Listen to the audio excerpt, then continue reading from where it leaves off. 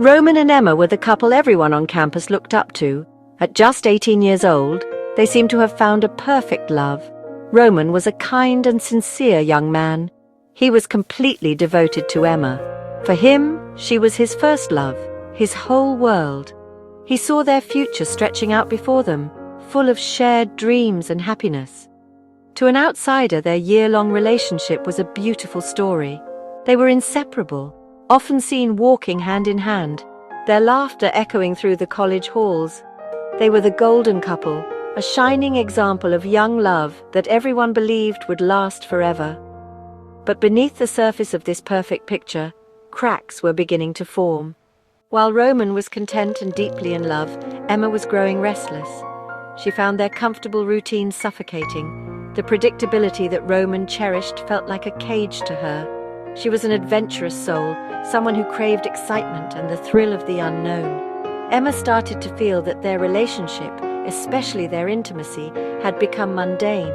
She wanted more, something different, a spark of danger that she felt her sweet, dependable Roman could never provide. This secret longing began to quietly poison the love they had built. This growing discontent led Emma down a dangerous path of thought. She started to fantasize about a life less ordinary, one filled with risk and spontaneity. She didn't share these feelings with Roman. She didn't tell him about her boredom or her desire for something more thrilling.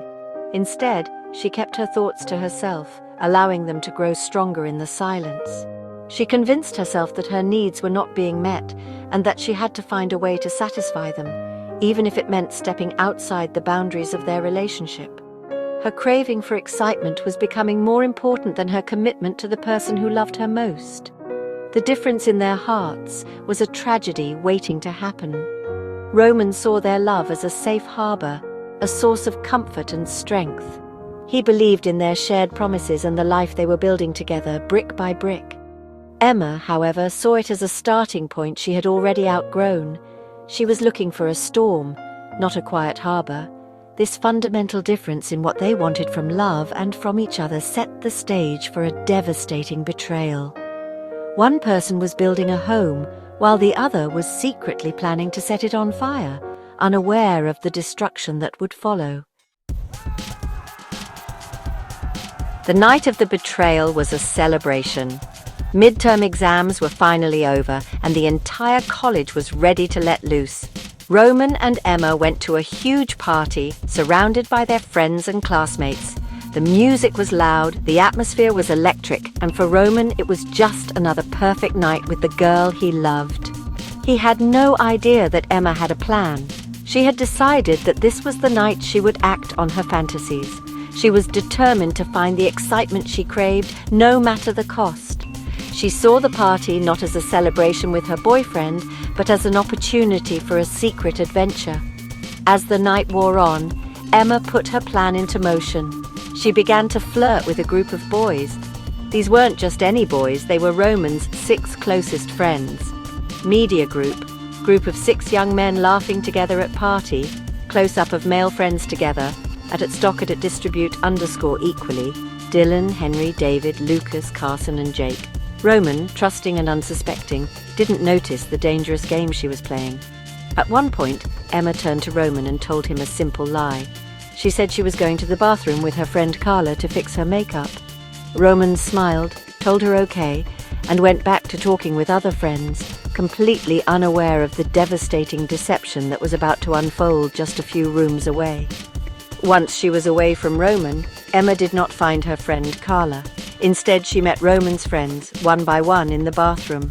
In a shocking series of encounters, she engaged in intimate acts with each of the 6 young men. Media group, closed bathroom door at party, suggestive shadows under bathroom door, at stock at distribute _equally, Dylan, Henry, David, Lucas, Carson, Jake. This was the thrill she had been seeking. It was a reckless and deeply hurtful act of betrayal, carried out against the person who trusted her completely. While she was pursuing her selfish desire for excitement, Roman was still at the party, waiting for her to return. He was thinking about their future, while she was destroying their present with people he considered his brothers. The betrayal was twofold. It wasn't just Emma who had broken Roman's trust. His own friends, the people he relied on and shared his life with, were also complicit. They chose to participate in an act that they knew would shatter their friend. They violated the bonds of loyalty and brotherhood for a fleeting moment of selfish pleasure. The combined weight of this deception was catastrophic. It was a complete and total betrayal, not just of a romantic relationship, but of the fundamental principles of friendship.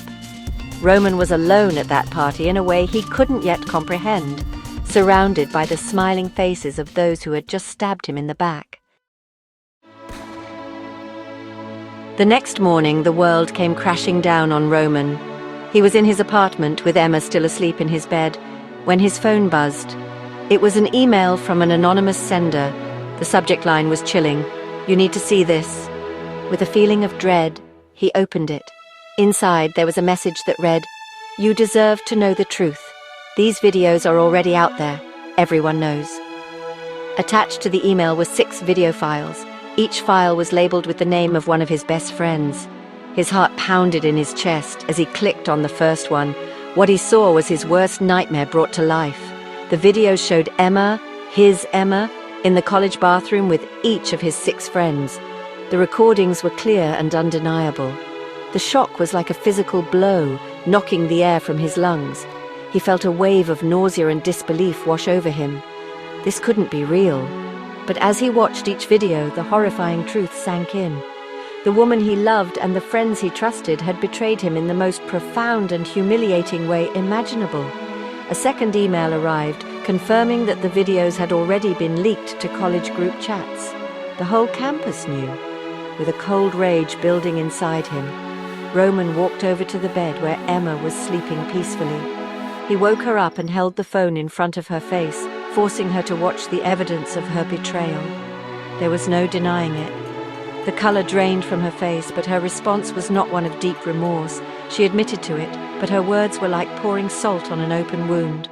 She called it a stupid mistake. She told him she was bored and needed something different.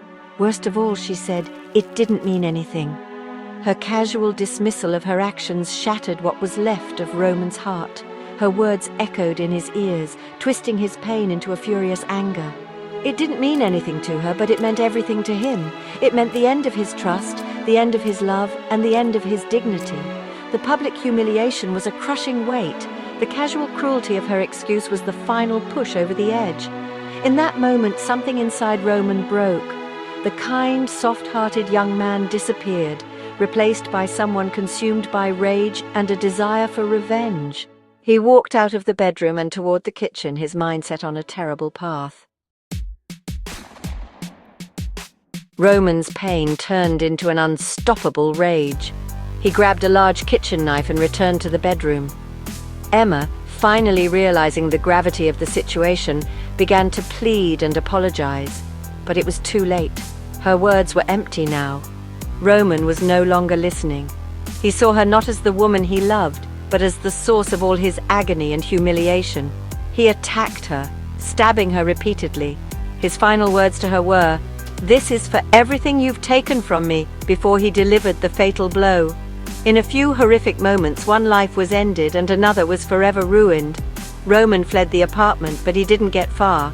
A neighbor had heard the screams and called the police. He was arrested just a few blocks away, his clothes stained with blood. At the police station, he confessed to everything. He told the detectives that after he killed Emma, he had planned to hunt down and kill his 6 former friends as well.